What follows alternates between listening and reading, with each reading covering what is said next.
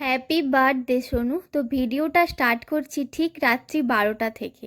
12টার সময় সবাই মিলে একসাথে বসে সোনুর বার্থডে সেলিব্রেট করলাম।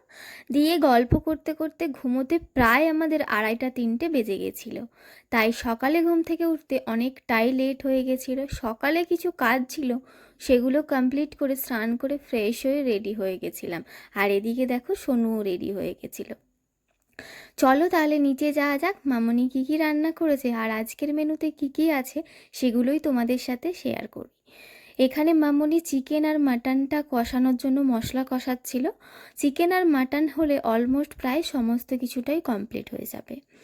আর জন্মদিন বলে কথা, মামনি নিজের হাতে সোনুর জন্য পায়েস বানাবে না এটা হতে পারে না। তাই মামনি কিন্তু সবার প্রথমেই সোনুর জন্য পায়েসটা বানিয়ে নিয়েছিল এখানে।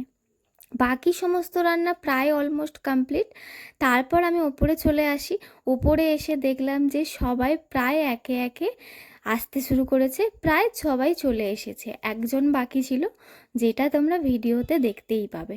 তারপর মামনিকে বিশেষ কোনোভাবে আমি সত্যি কথা বলতে হেল্প করতে পারিনি, কারণ আমি বিশেষভাবে কোনো রান্নাবান্না জানি না।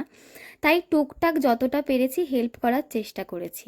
এই দেখো পিঙ্কি চলে এসেছে। না না, পিঙ্কি আমি নয়, আমি তো আগেই চলে এসেছি। এ হলো আমার বান্ধবী পিঙ্কি। তো ও আসে এবং তারপর যেহেতু অলমোস্ট রান্না কমপ্লিটের পথে, তাই স্যালাডটা রেডি করা বাকি ছিল, তাই আমি বসে পড়েছিলাম স্যালাড কাটতে আর এদিকে পাঁপড়টা ভেজে নিয়েছিলাম। তারপর সবাই একসাথে বসে খাওয়া দাওয়া করলাম। খাওয়া দাওয়ার পরে ছিল সবাই মিলে কেক কাটিংয়ের পর্ব।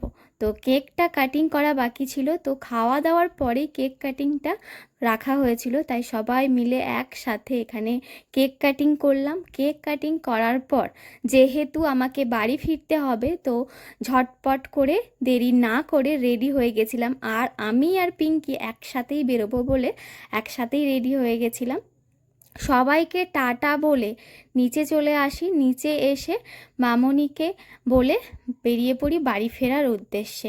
আগের ভিডিওতে তোমাদেরকে বললাম যে আমি কোথায় যাচ্ছি, কেন যাচ্ছি সেটা শেয়ার করব।